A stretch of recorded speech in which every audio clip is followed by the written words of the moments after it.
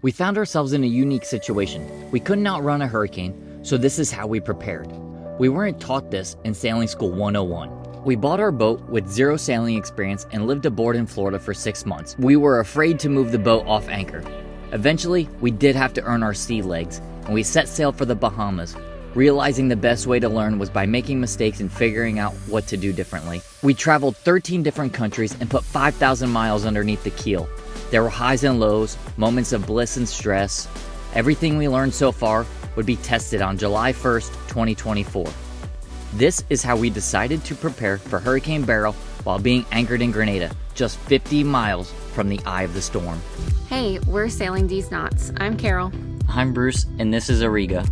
Let's play Two Truths and a Lie. Auriga is named after the constellation. Our parents definitely approve of what we're doing, and we motor more than we sail. Find us sailing, diving, fishing, and checking out new places. We made the decision earlier to travel from Dominica all the way to Grenada because historically, hurricanes hit north of Grenada. And we didn't know at the time, but Hurricane Beryl was the earliest Hurricane 5 ever recorded in history. So we didn't take this news lightly. Trying to get into quote-unquote hurricane hole. A hurricane hole is a naturally protected bay or harbor where boats can seek shelter during high winds, storm surge, and hurricane-like conditions. Oftentimes, there's 360-degree protection from mountains or mangroves, and if you're lucky, you get both. There are 17 boats that we counted all heading to Trinidad. We don't have speed like that. God forbid something goes wrong, we're not going to be able to make it, and we are just trying to get to the next bay over. Yeah, we thought it was gonna go more north. It's a little bit scary. We should be good in the mangroves. Medmore, it'll do a bunch of lines, and our boat should be safe. Medmooring is a technique that is used to secure the vessel to usually a dock or a pier. In our instance, we decided to secure it to mangroves. The first thing you do is drop the anchor. Then you reverse to the mangroves and tie off 2 stern lines. You can cross the stern lines to restrict swinging of the stern. Additionally, we had multiple bow lines, and we doubled up bow lines where the wind was going to be the strongest. And for a bit of added security, we dropped our second anchor at a 45-degree angle to the boat. The only bit of caution I would give you is do not make your stern lines too tight, because when the storm surge comes, it'll pull you closer to the mangroves. So what we're really worried about actually is the storm surge. If the boat rises 4 feet, that's gonna put extra tension on our back lines, which is gonna pull us closer to the mangroves. All right, so I'm gonna give you the one time on what it looks like to be hurricane ready in some mangroves. A stern line running to the mangroves. We have a bow line running to the mangroves. This is on both sides. And then what we do is we set out 2 anchors off of our bow. The first one, our primary anchor, we let about maybe 200 and some feet of chain. And then this one right here, our spare, that's probably got about 200 feet of rope out. So next, we gotta remove the head sail. But we're pretty protected in this little lagoon. We've got 360-degree protection, which is outstanding, and the worst of it is supposed to come from behind us. They're calling for right now, last time I checked the weather, it looks like it's about 60-knot winds. So once we found out this hurricane was shifting south towards us, we decided, you know what, this is a story we've heard before, and we're gonna do the same thing we did before. Got plenty of ropes. The ropes don't do any good sitting inside the locker, and neither does my anchors. I think we've done everything we could. Yeah, so we've got 3 lines on our port side, all tied off to mangroves, big tree trunks that have been here for a very long time. They're supposed to be over now it's supposed to be 8 inches of rain now. There's 120 mile-an-hour winds coming, and I'm worried about what GoPro we're using because GoPros suck. In case you were wondering, this is not sponsored by GoPro. But now we've got our friends, Adventure Cruise, coming over, and they are picking us up.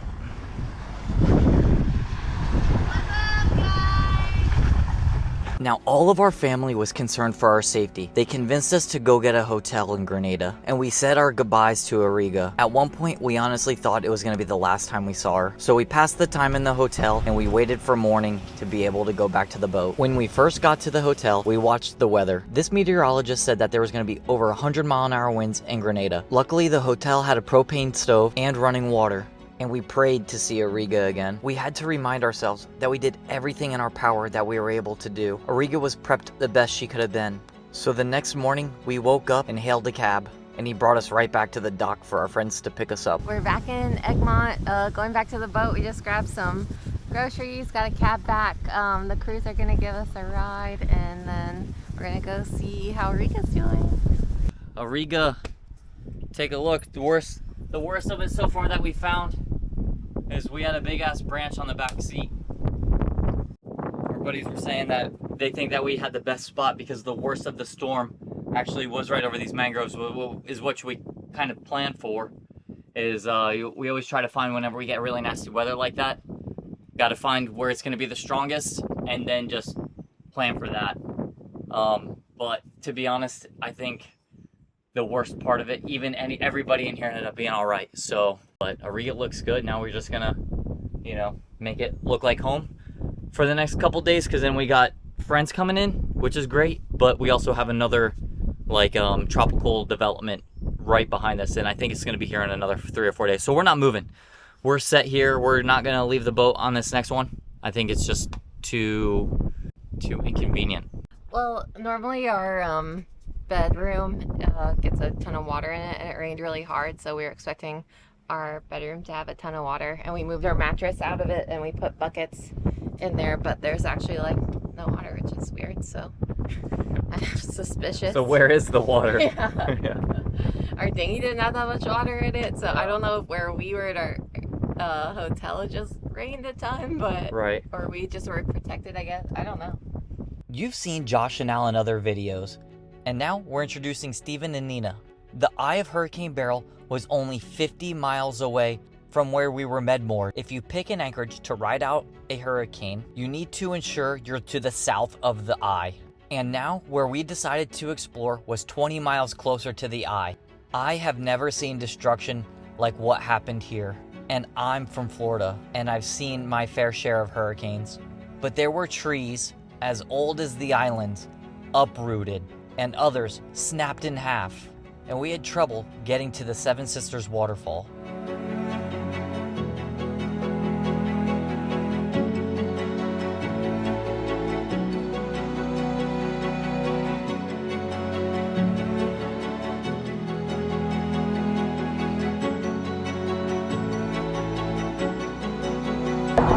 Feels like we're in a hurricane. You could tell that Beryl came through and decimated some of this forest. Like the road that we were just on was waxed. Everybody was out and doing their part, cleaning up the road and stuff, getting all the trees off the highway. Yeah, it was pretty nasty out there. All the bamboos were broken in half, a lot of trees broken in half. There's barely anybody wanting to come up here because of how much debris there's on the road. And after the hike, we headed back to Auriga with newfound gratitude to play a couple games and enjoy each other's company. If you could dive one place in the world, where would you dive? Dive? Yeah. Die? Dive. Oh, I don't want to die. Oh. I would want to dive the Great Wall of China. There's a section of it that is underwater. We saw what a Category 5 hurricane did to the land, so we wanted to see what it did to the reef system. And I know this isn't the Great Wall of China, but it's some of the best the Caribbean has to offer.